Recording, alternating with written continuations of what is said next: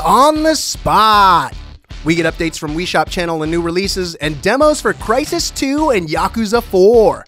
Today on the Spot.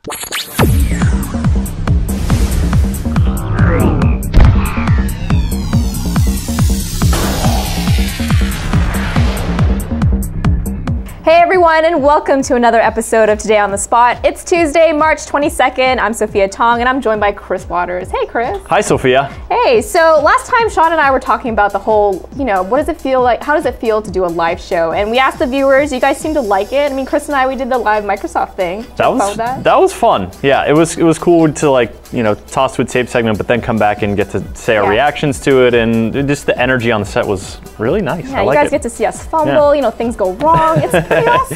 Get to see weird close-up of Ricardo's head. Yes, the Nintendo one. That was fun. Now, we want to ask you guys what kind of segments you want to see. So, what would you like to see, Chris? What would I like to see? I like to see check-ins with editors and what they're playing and stuff like that. But, we got Video Game History Month coming up. I like that kind of stuff too. So, whether it's game-related or GameSpot-related, are the two even different? No.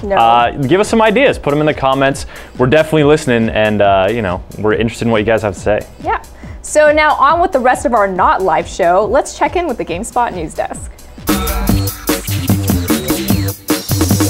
Hey everyone, it's your GameSpot news update for Tuesday, March 22nd. I'm Tor Thorson. One of the problems Sony has run into with the PSP Go is that it can only play downloadable games, and large chunks of the PSP catalog aren't offered through digital distribution. It's a problem the company doesn't expect to have when it launches the next generation portable later this year, according to Sony Computer Entertainment Europe head Andrew House. Speaking with the British press, House confirmed that all NGP games will be downloadable. One thing we learned from the PSP is that we want to have simultaneous delivery in digital and physical for NGP, House said. Just to clarify that, all games that appear physically will be made available digitally, but not necessarily all games have to be available physically.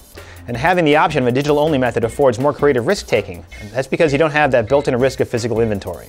In other news, Heavy Rain director David Cage has revealed a sequel to Heavy Rain. He said, "We will not make a sequel, and I made that very clear from the beginning, regardless of whether or not the game was a success or a failure, because I wanted to show that this is a new genre that you can use to tell any kind of story in any style." So what is next for Heavy Rain developer Quantic Dream? "For our next project, we're going to build on what we discovered in Heavy Rain," he said. We own this genre of interactive drama. We want to show that Heavy Rain is not a coincidence. It is something that makes sense and we can build on. A series of online clues point to the project being called 5. That's 5 with the number 5 instead of an E. Clever, eh? The studio may have also resurrected a game called Infraworld, which was officially canceled in 2006.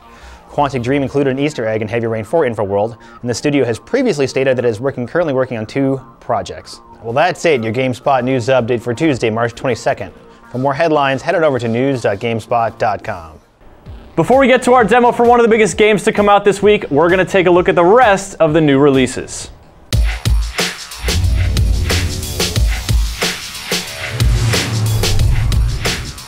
This week in new releases, next Sunday Nintendo will drop its new portable, the 3DS. But this week's focus is placed on alien invasions, futuristic building blocks, and fighting. Leading the week is Crytek's Crysis 2 for the Xbox 360, PlayStation 3, and the platform that birthed the series, the PC. The shooter sees players fend off an alien threat, aided by a nifty nanosuit that grants superhuman abilities. This time around, the story takes place in New York City, far away from the jungles of its predecessor. Gamers looking to grab the latest LEGO game this week can pick up LEGO Star Wars 3: The Clone Wars. The game will introduce epic battles, new close encounter combat techniques, and the ability to customize bases. Gamers can take the side of either a Jedi or a Separatist, each with their own special abilities. On-the-go gamers looking for a new title can pick up Square Enix Dissidia 12 Duodecim this week for the PSP. The game features multiple roster additions, including Final Fantasy IV's lance-wielding Dragoon Kain. While the action is still primarily one-on-one, Square Enix is implementing a new assist feature that will let players summon backup allies in battle. Dissidia 12 Duodecim also includes new game modes, items, and costumes, as well as the ability to play through a storyline focused on the character Chaos. The Sims family continues to grow this week, with The Sims Medieval releasing on Tuesday for the PC and Mac. The title, the first in a series, will have players create heroes, venture on quests, and build and rule a kingdom. Additionally, The Sims Medieval gives players the chance to control people from all walks of life, including kings, queens, knights, wizards, blacksmiths, and bards. On the download front, Atari is releasing Ghostbusters Sanctum of Slime on Xbox Live Arcade and PlayStation Network. The top-down game set in New York City will be a cooperative adventure, playable online or offline with up to 4 players. A wide range of undead trapping weaponry will be available, including the Proton Stream, Plasma Inductor, and the Fermion Shock. PC gamers looking to leap into the stealth-killing business can pick up Assassin's Creed Brotherhood on Tuesday. The game has ditched Ubisoft's embattled always-on DRM, and its single-player component sees Ezio assuming control of an assassin network and commanding a combined effort to rid Rome of its corruption. In Brotherhood's multiplayer mode, players can align themselves with the pharmaceutical giant that kidnapped the series' contemporary protagonist, Desmond, and aid the Templar Order. For further details on the week's games, visit GameSpot's new releases page. Release dates are based on retailer listings and are subject to change. If you haven't traded at Best Buy, you haven't achieved more trade-in power. Trade 2 select games, get a $50 gift card. What are your games worth? Game Demo! Hey everyone, and welcome to our daily demo. I'm joined by Kevin Van Ord, who's here to talk about Crysis 2. Yes, indeed. Which comes out today. It does come out today. And you're here to show us, what are you here to show us exactly? I'm here to show you, a part sort of early in the campaign. It's the 4th or 5th mission. It's called Lab Rat. I wanted to save the best for people that actually play it. I didn't want to give too much away. In other words, there's lots of stuff that's kind of cool that comes later. So I figured since I'm going to show a kind of a several minute portion of the game, I'd show some fighting against the human enemies rather than big aliens, because we all know aliens are part of Crysis, but I wanted to show something a little bit different. Okay. All right. Well, let's jump in and take a look. So, you've played the game obviously to completion by now. Yes, I have. The review is up. The review is up. You may notice only for possibly 2 versions, probably only 1. Hint to readers: this isn't live. We already taped this. But in any case, we didn't get code. All the code for the game. We only got the 360 version, and it was just last Friday. So unfortunately, they didn't give us much time, and unfortunately, as of the time you and I are talking on this tape, we still haven't received the other versions. Only the 360. So I just wanted to give a heads up to readers that are wondering, hey, where's the other versions? Why is it just this? Right. For all you people that complain, there's your answer. There you go. But in any case, I still want to give an idea of the game. So here we are. We're at the docks of the East River. So one of the great things about Crysis is that I can go in stealth mode like this. And see this dude here? I am going to sneak up behind him like this. You're going to shoot him, or are you going to shoot him? Oh. I am going to do that. Check it out. And there we go. I'm also going to steal his gun. Might as well. He already killed him. So. Yeah. The next thing I'm going to do is, this is tactical mode. And I can scan the environment and do things like mark enemies. So for example, if I wanted to mark that enemy so I don't lose sight of him, I can do that. But it also shows me, if you notice, like location of weapon stashes and ammo stashes. And what I really want to do is get in there and get maybe a better weapon. A ranged weapon would be really great. Is this particular mission more like strategy involved, or? There's a lot of dudes. Okay. So I wanted to kind of be a little more careful with these dudes. I'm going to go back into stealth mode, and maybe I'll take out a couple of guys, and then we'll get in on the shooting. Oh, there they go. There they go. Okay, well, we'll just start in the shooting. I'll just shoot him in the face. Right now. Oh, there you go. So I'm sure a lot of people are wondering, like, how does this compare to the first Crysis? It's a little bit different. Obviously, number one, we're in a different environment. I just activated armor mode, by the way. So we're in New York City, which is under siege by the aliens. They're called the Ceph, which by no coincidence resembles the word cephalopod. Of course, if you played the first game, you know that the aliens are called squids. You know, they're referred to as squids. So this is no exception to that. Let's go ahead and just get up here. Nice setting though. I like the lighting. Yeah, this is the game is really impressive looking. It's maybe not as impressive looking if you played the original Crysis. Like, it has a lot to live up to. Yeah, that's true. And you know, consoles, as wonderful as they are, just aren't up to the task that PCs are. Yeah. But it's still a great looking game. I know it can be tricky to talk. It is tricky to talk and play at the same time, especially because I can't hear anything. So you'd be surprised at how important things like sound is. Right, if there's like weapons or bullets flying past you. Exactly. You probably can't tell right now. But that's quite all right. So of course you also have armor mode. The suit, you wear a nano suit. The suit has returned, although it's called the nano suit too. There are some changes to it.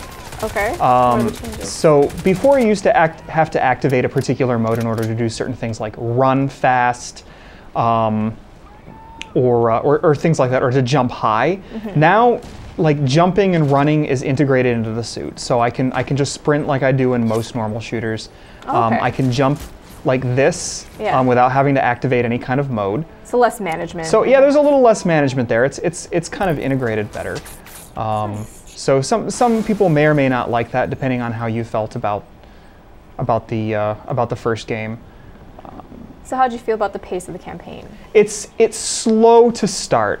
If you haven't played Crysis 1, you may wonder, hey, what's everybody see in this game? You know, because it really gets off to a slow start, and it feels kind of like a regular old shooter. It's when the alien invasion is really kicking into high gear, where the game really starts to take off. The second half has some pretty phenomenal moments. Laptop. So yeah, I can turn on a laptop.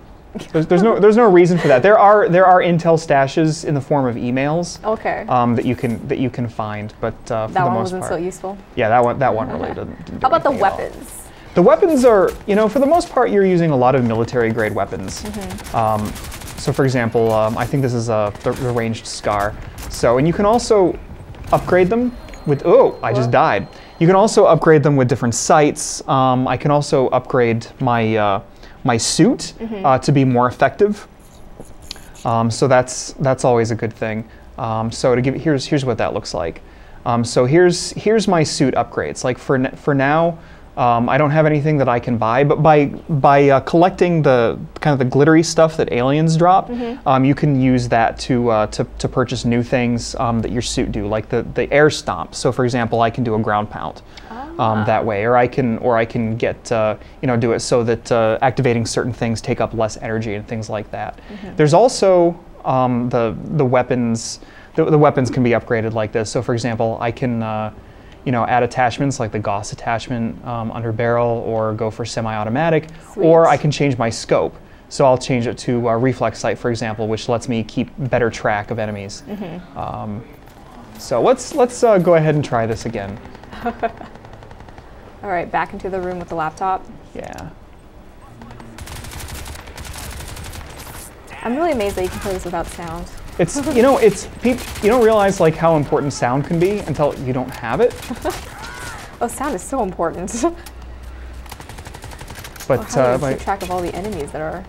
Well, the map is helpful, but true. it's not perfect because, or I should say, it's not necessarily the quick, easy solution. Right. Because just because an enemy's there, if you haven't spotted that enemy, they're not going to show up. Oh, there he is. Get him. All right. So right now you've only played the 360 version. I've only played the 360 version, but I have finished the game, the campaign, as well as played bunches and bunches of multiplayer. So I will say this: they're both great. This is a great game. How well certain people will take to it. The environments are definitely different. You're in a city environment. They're big though. You still get this chance to go in and take care of things as you want, especially in the later levels, which get much more expansive. The docks here feel pretty big. Yeah. Walking from one end to the other. It's definitely big. So where are you trying to head right now? So I am headed. Oops! Oh, hello! I died again. Maybe that's a good chance to say, hey, there's a demo of Crysis 2. But yeah, actually the game that's not the most challenging bit, but the game does have a lot of challenging moments later on. You get swarmed by enemies in these enormous environments. You definitely see some familiar places. If you've been to New York City, you see places like, I don't want to give too much away, but I think it's okay to say you see Times Square and Grand Central Station and Central Park and places like that. The story is really interesting. It carries you through. There aren't a whole lot of characters to get invested with, but it carries through. There are surprises, there are references to the first game, and kind of a cool ending that's worth seeing the game through for. All right, great. Well, I'm excited for it. Yeah. Thank you so much for coming by. My pleasure. And that was our look at Crysis 2. Kevin's review is up, so go check it out. Now on with the rest of the show. Now, moving on with the rest of the show, Nintendo's going to have a big weekend, actually, with the 3DS launch. Oh yeah, new system. Yes, new system, new games. You guys are very busy reviewing all 17 launch titles. We have had we've had some 3DSs in the games in the office for a while, and between all the reviews editors, we've been passing them around, like grabbing time, taking breaks so that we don't fatigue our wrists or eyes or neck by exceeding normal recommended playtime regulations and whatnot. But how is the eye fatigue thing working out? So far so good for me. I know that other people have reported a little bit of discomfort, but I have no problem just playing in 3D the whole time. Yeah. It doesn't fatigue me any more than like a normal DS would. Yeah. Okay. So that's nice. Yeah, I'm glad. I guess we're all looking forward to that. Now, we don't want to forget about the Wii, so let's find out what's happening this week on the Wii Shop Channel. This week on Wii Shop Channel, in WiiWare, enjoy arcade essentials without the loss of quarters that used to accompany them. This collection of clones includes Interceptor, Terra Conqueror, Puzzle Bobble, Troops Attack, and Hexagonum. Afterwards, pull on some neoprene and jump into the Dive the Meads Island secret demo. Over the past 5 centuries, countless ships have succumbed to the power of the ocean. As a treasure hunter, lead an expedition to locate and recover loot at the bottom of the sea. In Virtual Console, step into an old-fashioned 4-cornered ring with Natsume Championship Wrestling. Choose from 12 outrageous wrestlers and bring the pain. In Nintendo DSiWare, use your 2 screens for destruction in GG Series D-Tank. Play defensive missions in which you guard your base, and offensive missions where you capture an enemy stronghold within a time limit. Finally this week, check out Shapeo. Balance scales as you place shapes on a grid and use power-ups such as the Material Bomb and Line Bomb. That's all the time we have, folks. Join us next week for more This Week on Wii Shop Channel. Game Demo. Hey everybody, it's Ricardo, and I'm here with Aaron Weber, Community Manager from Sega, and while Yakuza just came out recently, Aaron wanted to show us some later content and also clue us into something very special Sega's doing. But first things first, you've apparently just tased this dude on the street. Yes. So tell us where we are. For the folks at home, what is Yakuza 4 and why are you beating people up on the street? So Yakuza 4 is a sort of in-depth look at Tokyo, and it's a fictional city based on an actual real part of Tokyo called Kabukicho. And sort of a side note, but I was actually there about a week and a half ago. We can talk about We'll get to that later. But so the game itself is really it's sort of an RPG meets brawler meets almost Shenmue in many ways, that you're kind of free to just go around and explore and have fun. So what we're doing right now is we're exploring through part of the city here, and we just got in a fight. We just tased that guy with his own taser, which is kind of awesome. Now this guy looks like he wants to fight, so he's going to get up personal with us. There's a lot of brawls in the game. There's a lot of combat to it, but it's certainly not just about fighting. And I know the demo, a lot of people thought, well, is this game just fighting? I don't know, but there's really a lot to it. And Yakuza as a series has always been a really, really interesting mix of combat meets RPG meets the level up system meets a lot of side quests and mini games and funny stuff like that. Hostess clubs were a really big thing this time around. People were stoked to hear that they were here in full in Yakuza 4. We're pretty proud of that. So now, as far as the whole RPG aspect goes, Yakuza is also very unique because in some ways it's got kind of a multiple storytelling angle, right? Because this game, you're not just this very nicely dressed dude in the burgundy jacket the whole time, are you? Correct. Like this guy is Akiyama. We're actually at the very end of Akiyama's story here. We're just about to finish up with him, but you actually play as 4 different characters. And Akiyama, as you'll notice as we're fighting here, uses his feet in combat almost exclusively. The next character we'll play as, who is Taiga, actually, he's pure muscle, pure brawn, and he can pick stuff up that Akiyama couldn't pick up. Like he can bench press motorcycles and swing those around as a weapon. And then like the next guy is a cop, and he's very much a grappler, and then you get to Kazuma Kiryu. So all the characters are very, very different in terms of fighting style, and it keeps it very fresh and unique, not just in gameplay, but also in storyline as you're going through the game. All right, now, you know, you were in Japan a little while ago, and were you in this rough area, or? We did go through the area. I will say that Kabukicho, as a white guy going through Kabukicho, you get targeted quite a bit because you stand out as a foreigner, as a tourist, and so you get a lot of people coming up to you like, hey man, you want this, you want that, and soliciting all sorts of different services. We turned them all down, of course. So the game is accurate then? It is fairly accurate. Now, I will say you don't get in quite as many fights in real life Kabukicho as you do in Kamurocho, but maybe it's just because we weren't Japanese, I don't know. That might have been it. And were you dressed like that? I dressed a little bit like that, yeah. I wasn't quite as fancy when we were over there. You need the big hair. I do. I need to just let it grow out a bit, I think. Because that says, fight me. But all right, so when you were in Japan, you were unfortunately there for the quake. We were. And so Sega, and clearly that had an impact on you, because how long were you stuck there? We were supposed to leave the next day, and our trip ended up getting extended about 3 days past that before we could get out. So. All right, and so you guys, like everybody, are trying to help, which brings us to this awesome thing on my desk. Yes. Which is Yakuza related. It is.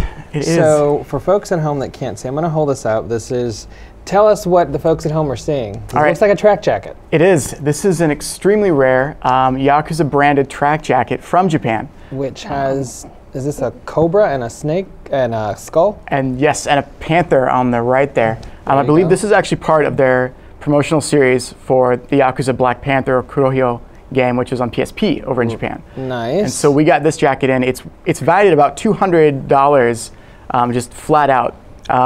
But because we'd like to do our part to kind of help out with relief efforts, not only is Sega Sammy over in Japan, our headquarters, donating millions and millions, Sega America is matching what we as employees make, and then we'd like to let our community not only get a chance to pick up some awesome stuff, but also help Japan and help all the relief efforts in the process. All right, so if I'm at home and I've just seen this and I need a cream-colored track jacket with a tiger and a panther and snakes on it, how do I get this? So the first thing you want to do is just head to eBay. We've set up an auction there, and our account name is just Sega America. And all of the auctions that you'll see under that account, we've got this one, we've got actually almost 19 other rare, unique pieces of Sega merchandise that we're auctioning off. You can just find it there and bid on it right on eBay. 100% of all of the proceeds from every one of the auctions we're doing goes straight to the Red Cross to help out with Japan relief efforts. Well, that is great. We're also trying to do our part. We've been pushing people to Red Cross, and we've got some other stuff coming down the pipe. So thanks for stopping by, Aaron. Anybody that really needs this, you should go to eBay and you should pick this up, because this is fun to wear, I would imagine. And I guess you seem to be in a hostess club, so should we send it off in a classy way? Yeah, we can do that. All right. So what are you doing? Just chatting? We're chatting with Rio here. Rio's based off of an actual real life woman over in Japan who tried out to be a hostess in their contest. Rio's actually an adult film star in Japan. We're going to see if we can give her a present here. So we've got a lot of different things we can choose from. Actually, I don't feel like giving her an energy drink. It's probably not a good idea, so we're not going to go with that. Women can be kind of picky sometimes, you know, so you gotta choose your gifts carefully. So you're in a hostess club now, and this is a whole thing, yeah? This is just like real life hostess club. Their goal is to get you to spend as much money as possible at the club. You get to enjoy the company of a beautiful woman and some nice conversation and all that, but at the same time you kind of have to pick, you know, what drink would Rio be happy if we selected here. So this varies from orange juice all the way up to $300 champagne. So we could go with spectrum with gold champagne. See if she likes that. Pretty expensive. Oh, great. See, she likes that. So there we go. And now she's going to ask us to pick something to eat. Now I know that Rio likes the fruit platter. It's the most expensive item on the list, so we'll pick that. You see the hearts. And the goal of this is sort of a mini game where you try to build up the hearts and the relationship meter with this girl. And as you do so, you can get side stories and sub-quests that sort of pop up relating to her. And every single girl that you meet in the game has a full side story that you can advance, in addition, of course, to all the mini games and all the content that's in there. So here we go. Cheers. And this is now the full-on hostess stuff that hasn't been edited as we've seen before, yeah? That's correct. There are no cuts made to the hostesses. So not only do you get the experience like this, but Akiyama actually owns a hostess bar. And there's a part of the game where, as Akiyama, you find girls and you train them to become hostesses. All right, Aaron, well, thanks for coming by. Thank you. Thanks for showing off the game one more time, and for letting everybody know they can get this on eBay. So obviously, if you're interested in this or the other Sega merchandise that's available, check eBay. The auction's going on for about how long? A week? About a week. About a week. All the proceeds go to benefit Japan, which is a very good thing, and we'd encourage everybody to get involved in some way. If you can't donate money, you can raise awareness and let people that have money know about this stuff so they can pick it up. And that's it for us now. Let's go back and check in with the rest of the show. So it's interesting that the Yakuza are now helping rebuild Japan. As opposed to like feeding off of it in sort of a kind of a seedy underworld way. Yeah, with all their illegal activities. All their like heads on fire and face kicking like crazy. Yeah, usually not so good in helping rebuild a nation. But, you know, as a reminder, we do have a link up top of the page if you guys want to donate. No amount is too small. Now, moving on with the show, we have trivia. Trivia time! Yes! APB Reloaded beta keys, 200 of them. So, You guys have a pretty good chance here if you just answer this question. And the question I have for you guys is, what are the names of the 2 warring factions in the game? Now, if you have the answer, you can email us at onthespot@gamespot.com or submit your answer via the module on the side of the page. So that brings us to the end of the show, folks. The time when we tell you the cool stuff coming later in the week. I'll tell you about Mass Effect 2 DLC. Got the demo for that coming up on Thursday's show. Ooh. Yeah. And I know you guys like trivia. We just gave away some codes. We also have some concert tickets. Distant Worlds Music from Final Fantasy is having a concert in New York next week on April 1st and 2nd. So if you live in the area, you might want to tune into Thursday's show because we're giving away 2 pairs of tickets for April 1st and April 2nd. I've always wanted to see that show. It is really good. I've seen it like 3 times now. Oh. Also, Nobuo Uematsu is going to be there, so you guys might want to go check it out. He'll be in attendance. Ooh. Yeah, so from all of us at Today on the Spot, I'm Sophia Tong. I'm Chris Waters. See you guys next time. You can't have those tickets. Come on, I can. And that brings us to the end of the show, folks, when we tell you all the cool stuff that's coming up later this week. And I totally did a Ryan McDonald thing right there. I just keep talking.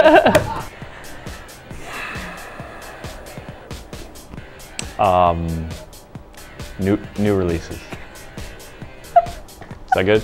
There's a lot of them, but we're making good progress. We're gonna have plenty of 3DS reviews for you folks on Friday. I'm looking forward to it because then